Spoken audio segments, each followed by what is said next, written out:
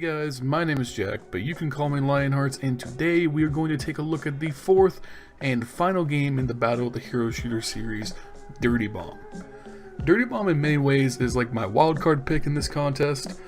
It's another free-to-play option on this list and boasts a small but very committed community of players. The game was released in the beta in 2015 by Splash Damage, who should be familiar to you if you've played Gears of War 4 or the remastered edition of the first three Gears titles. So we're talking about a game that looks very indie on the surface, but these devs are definitely not messing around.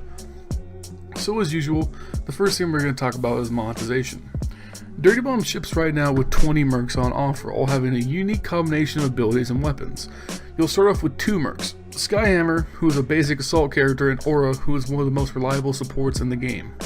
As for any other merc that catches your fancy, you'll have to hit the grind or fork up some dough. Mercs cost either 30,000 or 50,000 credits, or $5.99 and $9.99 USD respectively. This is one thing that stands out right away to me. The in-game purchases are insanely expensive in Dirtybomb. The currency conversion here is arguably worse than Paladin's. However, if you're a frequent player, you can forego spending all that cash and stay completely free to play. Credit earning by itself is pretty sluggish, but this is boosted by daily win and daily play bonuses in all game modes, as well as missions that reset on a timer every 3 hours. These missions are really simple and can reward anywhere from 500 to 1,000 credits apiece. Really, even if you just played every now and again to do your missions and your daily plays, you'll stack them credits up before you know it. Just in a few hours of recording footage for this video, I went from like 1,500 credits all the way to just over 15,000 credits. Plus, for 2 or 3 weeks at a time, there's a free merc rotation of 3 unique characters for you to play alongside your base too. So at any given time, there's some variety there for new players grinding for character unlocks. Overall, I would say keep your money in your pocket on this one. Dirtybomb's prices are just a little bit too high for my taste, and especially because the grind isn't super terrible or forced, it just makes it harder to justify dropping money in my opinion. As always though, if you like the game and want to just get a merc to try and support the devs at the same time, then by all means do it at your leisure. Now that we've situated our wallets, let's focus a little bit more on the mercs themselves, because let's be real, if the heroes in a hero shooter aren't up to snuff, then what's the point? So unlike other hero shooters, mercs in Dirtybomb really don't fit into any one role. Like, there are of course supports and like more defensive or offensive oriented characters, but they all kind of do a little bit of everything. Like, you don't need a support character to heal or revive in this game. You can, as any character, pick up a teammate. It's just much faster for a medic to zap them with their defibs than it is for you to just sit there for 20 seconds waiting for the sniper to get back up just so he can inevitably die again. Likewise, staying out of combat will allow you to regen health, but it's way the hell slower than letting a medic give you a med pack or putting down a med station. But does that make specialist characters less important? Absolutely not. Team composition is still very important during play, just in comparison to other games it doesn't feel like as much of a sacrifice to play as an objective specialist or support. All this means that there is a lot more freedom and preference to who you can play as in Dirtybomb and still feel in some way valuable to the team. When it comes down to it, raw gunplay of all the mercs is really incredibly tight. It feels like a cross between something like Battlefield and Counter-Strike. It fires perfectly accurate at all ranges if you can control the recoil, and definitely is the preferred mode of engagement. You can aim down sights as all characters, but besides some sniper roles, that's really not necessary or helpful in my opinion. The move speed and time to kill really incentivizes you to keep on the move and not to make yourself a target. Sure, aiming down sights is accurate and can be powerful, but 90% of the time you're better off keeping mobile instead in my opinion. Dirtybomb also features a unique middle ground for customizing mercs to your liking. This is done through loadout cards. The cards are very simple. Basically, when you select the mercs you want to play, you choose the card you want to use with them. These cards will have different primaries, secondaries, and melees as well, and up to 3 augments. These augments range from stuff like increasing the detection radius on spotting abilities for certain characters, or simpler things like reducing explosive damage or allowing you to jump farther. They're very non-invasive but still offer small boosts to your merc. Cards range from a lead rarity, which is really basic and doesn't offer really any perks, all the way to cobalt, which offers everything that's available. It's the rarest and the most expensive to acquire, and comes with the nicest camos as well. You open new cards from cases, which drop frequently after matches, or can be purchased very reasonably with in-game credits. Of course, there are better crates that cost more credits and real money as well, but I've found that I've been able to get all the cards I need or want without spending a dime. This is because at a certain rarity, all possible combinations of guns and perks are available. Any rarity past bronze are really purely cosmetic, offering cooler, shinier camos. This is really smart in my opinion. Bronze is cheap and easy to acquire through play, It means there really isn't much of a disadvantage with veteran players versus new players, as new players can quickly be on the same level loadout-wise with people who've simply played more than them. All in all, I'd say the mercs and the customization option is very good.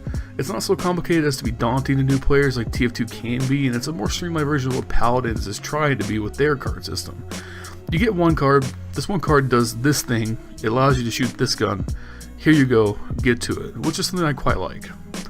So we've got a cool and interesting cast of unique characters here to play, and we have a fair customization system that is interesting, but isn't complicated or pay to win. But do we have interesting maps and game modes to play? Well, maps, yes, but game modes definitely gets interesting here, as there really aren't game modes in Dirtybomb, at least like what we think of as game modes in other games. There's objective, then stopwatch, which is just objective, but you switch side once one team succeeds or fails in completing the objectives, and finally execution, which is just round-based objective. Very creative sounding, right? Well, it actually is, because as opposed to making maps for a game mode, the devs made each map into basically its own game mode under the hood of objectives. There's an attacking and defending team, and the attacker must complete a succession of objectives pushing through different areas in the map. You'll do things like plant bombs, steal objectives from the defender's base and deliver them to your own, repair and push a tank called the EV, which is this game's version of the payload, just with a giant minigun on top, and some other variations of these concepts. It's really cool because some maps have like 2 simple objectives, while others will have like 3 or more complex objectives to complete. And it really makes every map unique and like stand out on their own. A real nice touch is that the maps are designed generally to be linear and complement the sequential nature of completing the objectives. However, all maps have like these optional side objectives and flanks that really open up the otherwise choke-heavy main paths. Secondary objectives add a lot of depth here, as they can do things like open up even more flank routes or give access to like turret positions and things of that nature. So let's say your team is really struggling to push the main objective and the defense is just too entrenched. Completing these side objectives can open up a new avenue of attack or sightline that was previously cut off. But it works both ways. If attackers can abuse these positions, the defense can do the exact same thing, which makes for great interplay between how you divide and conquer what areas of the map at what time. The open-ended nature of Splash Damage's game mode design means that any new map addition will surely be refreshing and different, and leaves them leeway to create and experiment with new objectives and layouts without, needing to make like a whole new game mode to suit whatever they make. You couple this map design with just the snappy and fast-paced gun gameplay, and I think you'll get something that just works very well. Guns have recoil very similar to a Counter-Strike style game, and they take some time to master, but don't punish inexperience outright either. One really nice element here is that there are 2 stages to dying in Dirtybomb. When you are killed in a gunfight, you're put in a down but not out state, where you can't fight back, but you are able to be revived by a teammate or medic. Now, if you want to really contribute here in a team fight, you're going to want to be diligent and shoot players even after you've killed them to finish them off, because once you finish someone off, they can't be revived. They have to wait for the next spawn to come, which is much more valuable to the team than just going for frags and farming the nearest enemy medic's support score. And, he just revives everyone behind you. Which is really telling of the bigger emphasis on team play in Dirtybomb. You can be the best fragger in the server by far and still not be the biggest contributor to that win.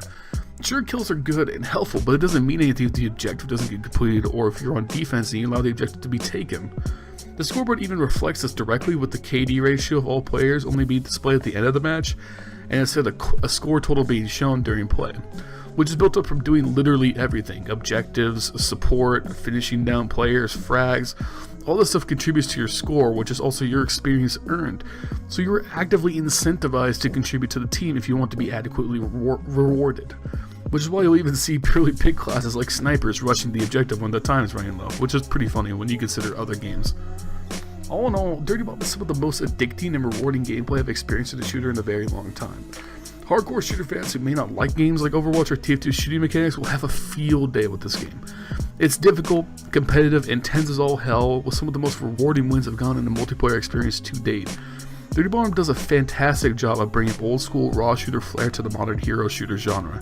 The game is criminally underrated in my opinion, and boasts a small but incredibly tight-knit community who adore the absolute hell out of the game for very good reason.